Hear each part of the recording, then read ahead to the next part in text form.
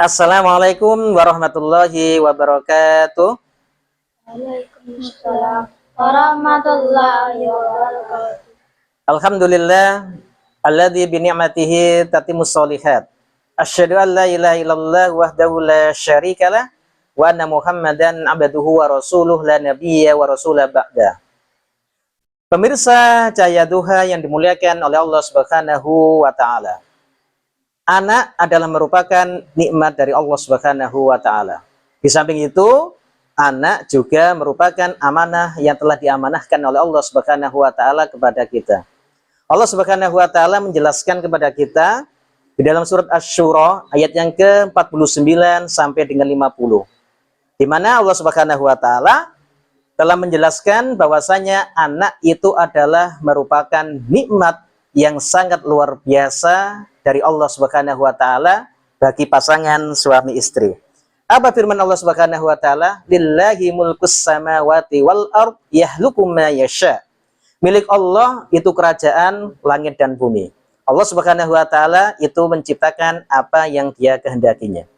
Yahabu liman yasha'u inatha. Allah Subhanahu wa taala menganugerahkan bagi siapa yang dikehendaki dari pasangan suami istri tersebut itu semuanya anak-anak perempuan. Wa yahabu liman yasha'ud dzukur. Dan pada kesempatan yang lain Allah Subhanahu wa taala itu juga menganugerahkan kepada pasangan suami istri yaitu anak-anak, semuanya itu anaknya itu adalah laki-laki semuanya. Anak satu, anak kedua, anak tiga, anak keempat, mungkin bahkan anak yang ke-11 itu laki-laki semuanya. Ya, sehingga enak untuk dijadikan kesebelasan sepak bola. Au yuzawwijuhum dzukrana wa inatha. Atau ada kalanya Allah Subhanahu wa taala itu memasangkan ya pada suami istri tersebut ya anak laki-laki dan juga anak perempuan. Terus kemudian wa yaj'alu may yasha'u aqima, dan yang terakhir bahwasanya Allah Subhanahu wa taala itu menjadikan pasangan suami istri yaitu mandul. Ya, tidak punya anak. Nah, dari ayat ini memberikan kesimpulan kepada kita bahwasanya anak itu adalah merupakan sebuah nikmat dari Allah Subhanahu wa taala. Pada kesempatan yang lain dalam surat Al-Anfal ayat yang ke-17 sampai dengan 18 di mana Allah Subhanahu wa taala itu telah menjelaskan kepada kita bahwasanya bahwasanya anak itu adalah merupakan amanah tanggung jawab yang telah dibebankan oleh Allah Subhanahu wa taala kepada kita. Jadi, apa tanggung jawab orang tua kepada anak-anaknya itu apa? Jadi nggak bisa. Kalau seandainya ada pasangan suami istri, terus kemudian tanggung jawab itu dibebankan semuanya kepada ayahnya saja, itu nggak bisa. Atau tanggung jawab anak itu dibebankan kepada istrinya saja, itu nggak bisa. Jadi harus kedua-duanya, bapaknya atau ibunya itu harus memiliki tanggung jawab yang sama kepada anak-anaknya. Apalagi kalau misalkan ya bapaknya itu nggak mau diributi, nggak mau diriui gara-gara bapaknya itu lagi asik main YouTube, ya. Begitu juga dengan ibunya. Ibunya juga nggak mau diganggu sama anaknya. Kenapa? Karena rajin juga live TikTok. Itu nggak boleh. Sehingga anak itu menjadi korban pimpong. Nah, ini tidak boleh, jamaah yang dimuliakan oleh Allah Subhanahu wa taala. Tanggung jawab anak adalah bagi ibu dan juga bagi ayah. Lalu apa tanggung jawab orang tua kepada anaknya itu apa? Yang pertama, tanggung jawab orang tua kepada anaknya itu adalah menanamkan akidah dan keimanan. Ini yang pertama yang penting. Kenapa sih kok menanamkan akidah ini menjadi tanggung jawab yang utama? Karena akidah itu adalah pondasi. Merupakan sebuah landasan dasar. Ya, oleh sebab itu apabila anak kita nih pondasinya itu lemah, kropos, maka nanti bisa berpengaruh kepada mental anak tersebut. Kenapa sih kok mental anak zaman sekarang itu kok sangat rapuh, sangat lemah itu kenapa sebabnya? Karena tidak memiliki pondasi yang kokoh. Tidak memiliki pondasi yang kuat. ada masalah sedikit, terus kemudian anak itu larinya ke narkoba.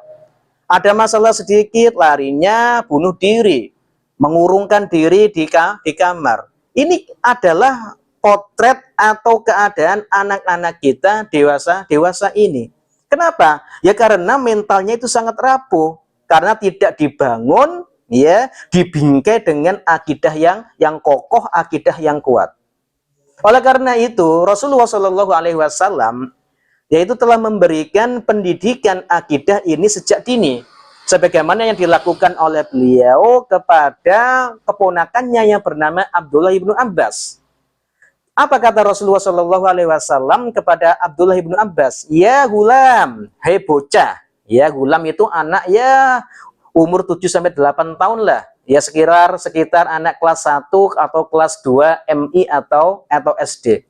Ini u'allimuka kalimatin. Aku akan mengajarkan kepada kamu itu beberapa kalimat, beberapa pelajaran. Di antara salah satu pelajaran yang diajarkan oleh Rasulullah Shallallahu Alaihi Wasallam, wa idza sa'alta fas'alillah. Apabila kamu wahai bocah itu meminta kepada Allah, ya maka mintalah kepada Allah Subhanahu wa taala. Apabila kamu itu meminta, maka mintalah kepada Allah Subhanahu wa taala. Jadi ini adalah merupakan pendidikan akidah yang ditanamkan oleh Rasulullah Shallallahu Alaihi Wasallam kepada anak sejak dini. Oleh karena itu, sudahkah para orang tua itu menanamkan kalau anak kita itu punya masalah, terus kemudian kita arahkan ya untuk meminta kepada Allah. Suatu contoh misalkan, ya, seorang ibu ketika dimintai oleh anaknya, Bu, saya minta uang. Terus kemudian ibunya itu nggak punya uang, ya. Kira-kira apa yang dikatakan oleh ibu itu? Pasti sebagian besar ibu itu mengatakan kepada anaknya, le jalu'o nanggone ayahmu. Tidakkah ibu, ya seorang ibu tadi itu mengarahkan kepada anaknya, le mintalah kepada Allah Subhanahu wa taala. Pernahkah ibu-ibu melakukan yang semacam itu? Saya kira masih sangat minim sekali. Namun bukan berarti ketika ibu itu mengatakan kepada anaknya, le mintalah kepada Allah, bukan berarti setelah itu bebas tidak memberikan hak kepada anak, tidak. Tetapi di situ memberikan pelajaran kepada anak-anak kita supaya membiasakan, ya, ketika anak kita itu ada masalah, itu larinya itu meminta kepada Allah Subhanahu wa taala, menggantungkan diri kepada Allah.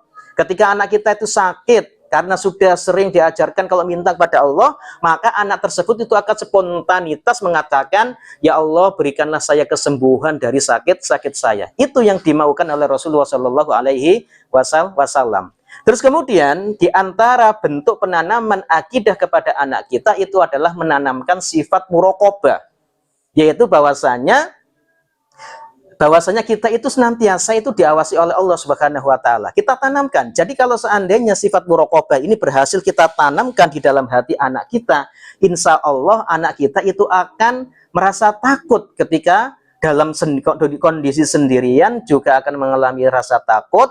Terus kemudian ketika berada di khalayak rame, anak kita itu juga mengalami rasa takut kepada Allah, karena dia itu merasa diawasi oleh Allah Subhanahu wa taala dalam gerak-geriknya. Kalau seandainya kita itu sudah tanamkan sifat muraqabah kepada anak kita, dalam kondisi apapun anak kita itu akan senantiasa ingat kepada Allah Subhanahu wa taala. Terus kemudian yang kedua, kewajiban orang tua kepada anak-anaknya itu adalah mendoakan anak-anaknya. Kenapa? Karena yang bisa untuk membukakan hati anak kita itu adalah Allah Subhanahu wa taala. Yang bisa memberikan hidayah kepada anak kita itu adalah Allah Subhanahu wa taala. Maka dari itu jangan sampai kita itu mengandalkan kekuatan diri kita. Libatkan Allah Subhanahu wa taala dalam semua urusan, dalam segala hal permasalahan, termasuk diantaranya dalam mendidik anak-anak kita.